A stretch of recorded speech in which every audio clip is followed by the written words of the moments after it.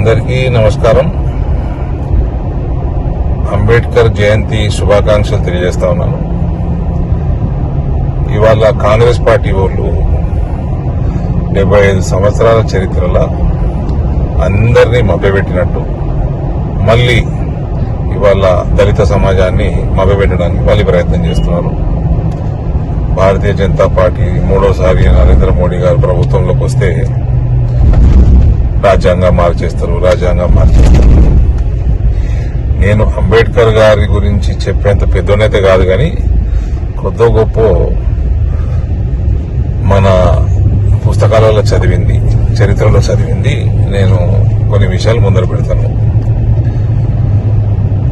అంబేద్కర్ గారు రచించిన రాజ్యాంగంలో ప్లస్ ఆయన అభిమతంకి వ్యతిరేకంగా ఆర్టికల్ 370ని రాజ్యాంగంలో నెహ్రూ పెట్టించాడు. అది అంబేద్కర్ గారికి ఇష్టం లేకుండా ఆయన ఏక్ దేశమే దో విధాన్ దో ప్రధాన్ దో నిషాన్ కి వ్యతిరేకంగా అంబేద్కర్ గారు ఉండే. రెండోది ఆర్టికల్ 44 యూనిఫామ్ సివిల్ కోడ్ ని రికమెండ్ చేస్తుంది రాజ్యాంగంలో. ఇది కూడా యూనిఫామ్ సివిల్ కోడ్ దేశంలో ఉండాలి అన్నది అంబేద్కర్ గారి అప్పట్లో ఆయన ఆకాంక్ష. సో ఇది కూడా ఇవాళ భారతీయ జనతా పార్టీ మేనిఫెస్టోలో ఉన్నది.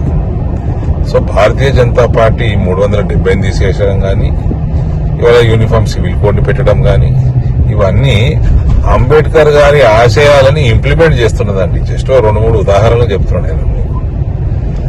ఈ కాంగ్రెస్ పార్టీ అంబేద్కర్ గారికి కేబినెట్ లో పొగబెట్టి, ఆయనని కేబినెట్ నుంచి రాజీనామా చేసేటట్టు పొగబెట్టి, ఆయన రాజీనామా చేసినాక 1952లో నార్త్ బాంబే నుంచి ఎలక్షన్ నిలబడితే అంబేద్కర్ గారి అసిస్టెంట్ ని కాంగ్రెస్ పార్టీ టికెట్ ఇచ్చి కావాలని హ్యూమిలియేట్ చేసి ఆయన ఎన్నికల్లో ఓడగొట్టింది. ఆ తర్వాత 54లో ఒక బై ఎలక్షన్ వస్తే ఆడ మళ్ళీ అంబేద్కర్ గారి పనిగట్టుకొని ఓడగొట్టింది. అంబేద్కర్ గారు మన ఒకవేళ నెహ్రూ జాగల సర్దార్ పటేల్ ప్రధానమంత్రి అయ్యుంటే, నేను నా ఊహకి ఏమనిపిస్తుందంటే మొట్టమొదటి దేశానికి రాష్ట్రపతిని అంబేద్కర్ గారిని చేస్తుండే. ఇవాళ అంబేద్కర్ గారికి భారతరత్న కాంగ్రెస్ పార్టీ అంబేద్కర్ గారిని కేబినెట్ లో ఉంచి ఆయన రాజీనామా చేసేటట్టు పొగబెట్టింది, కాంగ్రెస్ పార్టీలోకి వెళ్ళేటట్టు పొగబెట్టింది.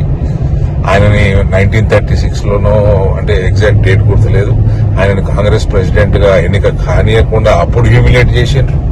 అనేక మార్లు అంబేద్కర్ గారిని హ్యూమిలేట్ చేసినాక ఆయన 1954లో కూడా ఆయన రెండోసారి ఎన్నికలు ఓడిపోవడానికి కారణమైన కాంగ్రెస్ పార్టీ ఆయనని ఎంత హింసించిందంటే మానసికంగా ఆయన 56లో ప్రాణం కోల్పోయాడు. ఆయన అది మళ్ళా 1990లో భారతరత్న ఆయనకి ఇచ్చినప్పుడు కాంగ్రెస్ పార్టీ ప్రభుత్వంలో కూడా లేదు.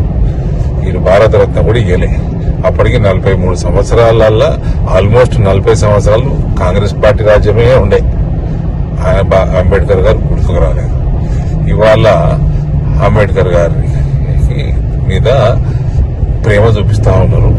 నేను వీళ్ళ చరిత్ర చూస్తే అంబేద్కర్ గారి జయంతి నాడు అంబేద్కర్ గారికి దండేశుడు కాదు, అంబేద్కర్ గారి కాళ్ళని కూడా తాగడానికి వీళ్ళు అర్హులు కాదండి కాంగ్రెస్ పార్టీ వాళ్ళు. ఇది నాకు తెలిసిన మీద విషయాలే. చాలా హ్యూమిలేట్ చేసిండ్రు అంబేద్కర్ గారిని. ఆయన బతికినప్పుడు హ్యూమిలేట్ చేసిండ్రు, ఆయన చనిపోయినాక కూడా గౌరవించలేదండి కాంగ్రెస్ పార్టీ. రిజర్వేషన్లు ఎవరు ముట్టుకోరండి. ఇంకా ఎకనామికల్ గా వీకర్ సెక్షన్స్ కి 10% రిజర్వేషన్ ఇచ్చింది భారతీయ జనతా పార్టీ. రెండోది ఎస్సీ ఎస్టీ యాక్ట్ ని బలపరిచింది భారతీయ జనతా పార్టీ. ఆ యాక్ట్ ని ఇంకా బలపరిచింది భారతీయ జనతా పార్టీ. అంబేద్కర్ గారికి ఆయన మెమోరియల్స్ ని బ్రహ్మాండంగా లండన్ కాడికి వెళ్ళి పెడితే బాంబే దాకా అన్ని కూడా డెవలప్ చేసింది భారతీయ జనతా పార్టీ.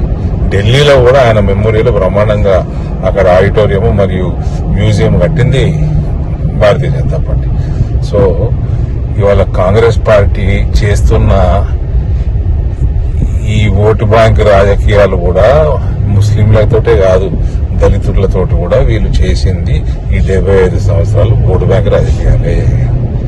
నిజంగా కూడా వీళ్ళని ఏమనలో కాంగ్రెస్ పార్టీలని నాకు అర్థమైతలేదు.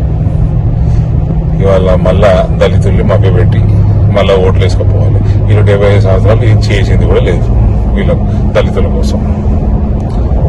భారత్ మాతాకి జై.